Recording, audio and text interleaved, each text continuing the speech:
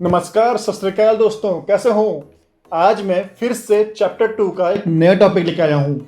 ठीक है बच्चों, मैं एस.सी. वर्मा की बुक आपको पढ़ा रहा हूँ क्योंकि मुझे पता है कि आपके पास कोई एडिशनल बुक लेने का बर्डन नहीं है। आप ऑलरेडी अपनी कोर्स की बुक और कोचिंग की बुक्स और मॉड्यूल्स सॉल्व कर रहे हो, इसलिए मैं इन वीडियोस के माध्यम से आपको पूरी एस.सी. वर्मा पढ़ा रहा हूँ क्योंकि एस.सी. वर्मा ही आपको IIT JEE और नीट क्रैक कराने में मदद करेगी। बहुत सारे क्वेश्चंस डायरेक्टली एस.सी. वर्मा की बुक से उठाए गए हैं। अगर आप पिछले बहुत सारे क्वेश्चंस देखोगे, 2025 के देखोगे, 2024 के देखोगे पेपर, आपको बहुत सारे क्वेश्चंस डायरेक्टली एस.सी. वर्मा से मिलेंगे। इसलिए मैं इन वीडियोस के माध्यम से आपको पूरी एस.सी. वर्मा के थियरी प्लस सारे क्वेश्चंस मैं आपको बता रहा हूं सो दैट आप इनको वीडियोस के माध्यम से अच्छे से सारी थियरी को समझ सको। ठीक है बच्चों, आपको एस.सी. वर्मा की बुक को छूने की जरूरत नहीं है, आपको बस मेरे वीडियोस देखने हैं और साथ में पेन और पेपर लेके मेरे क्वेश्चन सॉल्व करने से पहले आपको खुद से क्वेश्चन सॉल्व करने हैं। आज मैं एस.सी. वर्मा चैप्टर 2 का vector multiplication bye A number and vector subtraction वाला टॉपिक पढ़ाने वाला हूं। मैं इस टॉपिक से आप बेसिकली फ्यूचर में आने वाले सारे चैप्टर्स अच्छे से सॉल्व कर पाओगे, इसलिए ध्यान से और फोकस से इन वीडियोस को देखो और समझो। बिना पेन और पेपर के वीडियोस मत देखना, हमेशा पढ़ाई के तौर पे ही वीडियोस को देखना। ठीक है बच्चों, सो अभी मैं वेक्टर मल्टीप्लिकेशन बाय नंबर शुरू करने जा रहा हूं। तो बच्चों क्या होता है, मैंने आपको पढ़ाया था, लेट्स से एक वेक्टर है ए वेक्टर जो कि ए बी वेक्टर हो सकता है। इसको मैं ए वेक्टर से डिफाइन करता हूं। सो ए वेक्टर मैं लिख सकता हूं ए बी वेक्टर। अब कंसीडर करिए कि मैंने इस वेक्टर को मल्टीप्लाई किया है एक फैक्टर के से और पॉजिटिव के से किया है। तो बच्चों क्या होगा कि के एक स्केलर क्वांटिटी है, तो स्केलर क्वांटिटी है तो ये बेसिकली इसके मैग्नीट्यूड को चेंज करेगी। तो के बेसिकली पॉजिटिव हो सकती है और के नेगेटिव नंबर हो सकता है। तो अगर पॉजिटिव नंबर होगा, ठीक है बच्चों, अगर नंबर पॉजिटिव होगा तो vector direction of vector basically बच्चों सेम रहेगा। लेकिन अगर बेसिकली ये वेक्टर नेगेटिव है तो direction of vector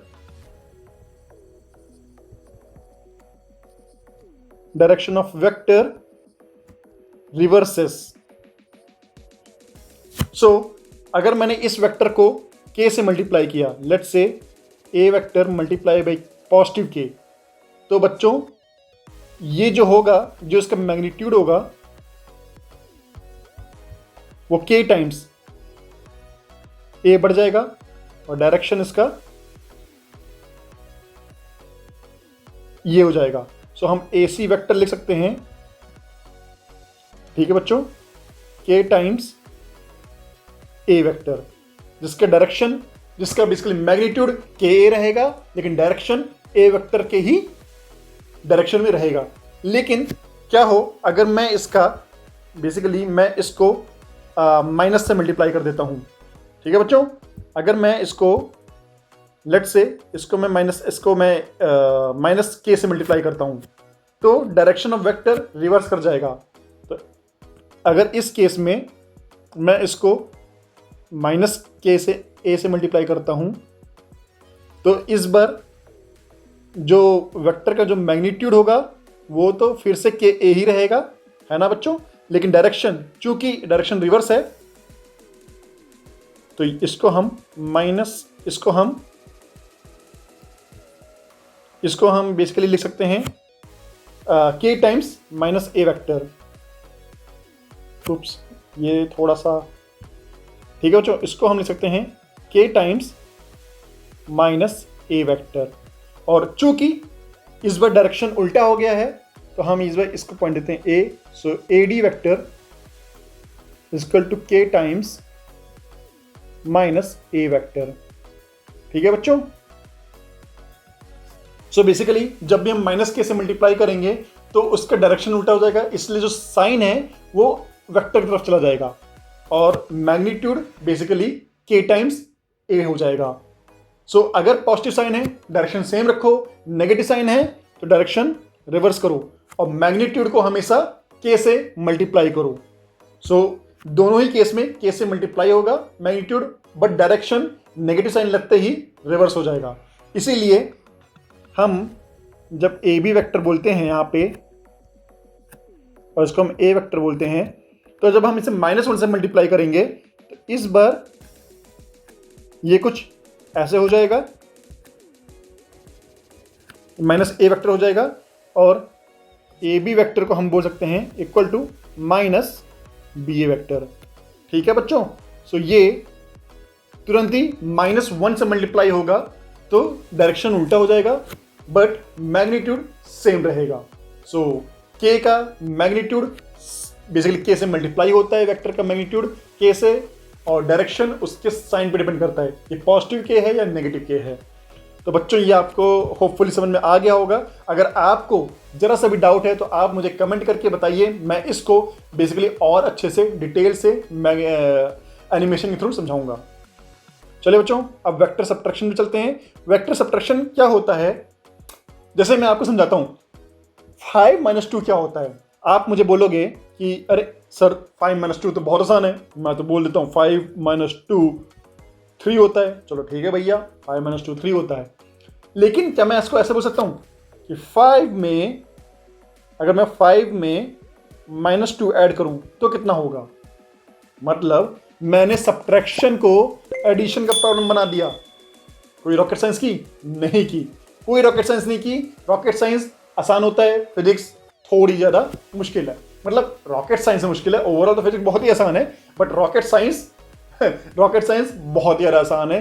believe me, मैं ऑलरेडी रॉकेट साइंस और प्लेन एरोस्पेस इंजीनियरिंग कर चुका हूँ, तो मुझे पता है कोई बहुत बड़ी रॉकेट साइंस नहीं होती, बहुत ही आसान होता है। ठीक है, सो 5 में अगर -2 ऐड करेंगे तब भी आंसर 3 आएगा। इसका मतलब है कि एडिशन और सब्ट्रैक्शन बेसिकली एडिशन का ही पार्ट है ना बच्चों?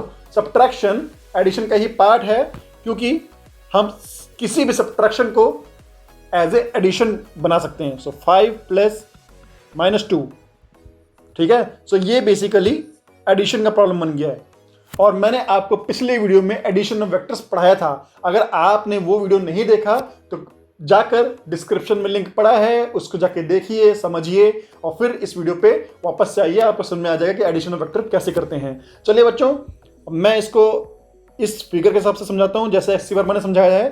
सो कंसिडर करिए बच्चों, एक वेक्टर ए है, ठीक है बच्चों, ये वेक्टर ए है। लेट्स कंसीडर कि पॉइंट ए से पॉइंट बी जा रहा है, ठीक है, और इसमें एक वेक्टर बी पॉइंट ए से पॉइंट सी जा रहा है, ये वेक्टर बी है, ठीक है बच्चों।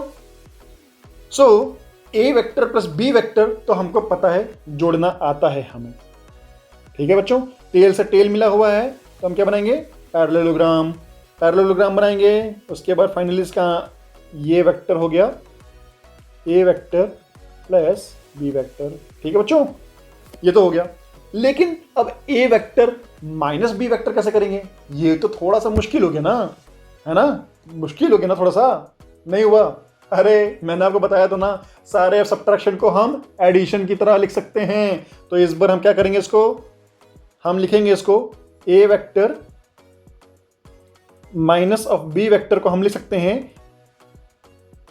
ए vector plus of minus B vector, ठीक है बच्चों। जो साइन है माइनस का वो सीधे हम बी वेक्टर पे ले गया हूं मैं, ठीक है। तो अब चलो फिगर भी बना लेते हैं, जब इतना सब कुछ कर रहे हैं तो चलो फिगर भी बना लेते हैं। ये बना लिया हमने फिगर, तो ऐसा करते हैं, उसी फिगर में थोड़ा ऐड करते हैं, क्यों मैं एक्स्ट्रा एफर्ट मार रहा हूं, ठीक है। सो लेट्स से ये ए को मैं यहां लिख लेता हूं, और मैं एक फिगर बनाता हूं, ये वेक्टर। सो बेसिकली ये वेक्टर क्या हो गया बच्चों? ये माइनस बी वेक्टर हो गया, हमें पता है, क्योंकि -1 से मल्टीप्लाई हुआ है तो वेक्टर का डायरेक्शन चेंज हो गया है, उल्टा हो गया है, डायरेक्टली रिवर्स हो गया है, बट मैग्नीट्यूड अभी भी सेम है, जो कि बी के बराबर है, ठीक है। अब चूंकि यहां भी टेल से टेल मिल रहा है तो हमें एक बेसिकली एक पैरेललोग्राम बनाना पड़ेगा, और इस पैरेललोग्राम से, अच्छा ये मैं बना नहीं पाया अच्छे से, हाँ चलो ठीक है कोई नहीं। ये जो वेक्टर बनेगा इसको हम a माइनस बी वेक्टर बोलेंगे, ठीक है बच्चों। अब ये a माइनस बी वेक्टर हो गया। अब बच्चों क्वेश्चन फिर से बहुत आसान हो गया है। ये a माइनस बी वेक्टर है, लेकिन ये बेसिकली एक तरह का एडिशन ही है। अब लेट्स कंसीडर a और b के बीच में, a और b के बीच में बच्चों एंगल है, कितना एंगल है, उप्स, इसके बीच में एंगल है थीटा, a और b के बीच में एंगल है थीटा।